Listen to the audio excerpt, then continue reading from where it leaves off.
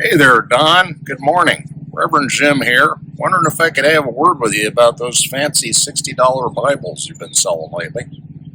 I thought you might enjoy a story about selling a Bible. A story from the 4th, maybe 5th century, right after the Roman Emperor decided that he was going to make Rome pray again. That's right, the Emperor decided that he was going to make Christianity the religion of the state and enforce it at spear point. And generally that didn't work out very well for religion. But anyway, the church, sure enough, got corrupted by being sponsored and controlled by the state. And folks began to look for another way to practice the faith, away from that corruption. And some of them went out to the desert to practice charity and contemplation. One of them was a guy by the name of Serapion. He was a monk, and he had a Bible, and he read it, actually.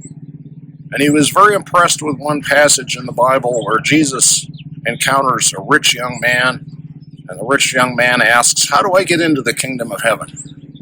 And Jesus said, "Well, you're going to have to sell all your possessions and give them to the poor."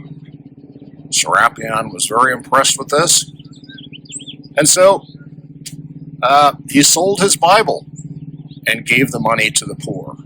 One of his fellow monks asked, "What became of your Bible?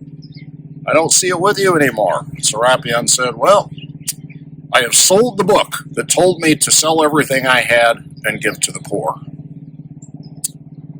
Interesting question to ponder, Don. What are you going to do with all the money you make from your fancy $60 Bibles? Something to think about. You can get on the interwebs for free and read the whole thing for nothing, which is what I do. I read that passage too, and it's inspiring me to just take that $60 and write a check to Church World Service to help lift people out of poverty around the world. I think that's what I'll do with the $60. Hope that's okay with you. Don, remember that you got an open invitation to come to our place and have breakfast with us, meet our donkeys. They're fun to watch. Have some cornmeal waffles, and some coffee with us, and we can go deeper with all this stuff. Until then, have a good one.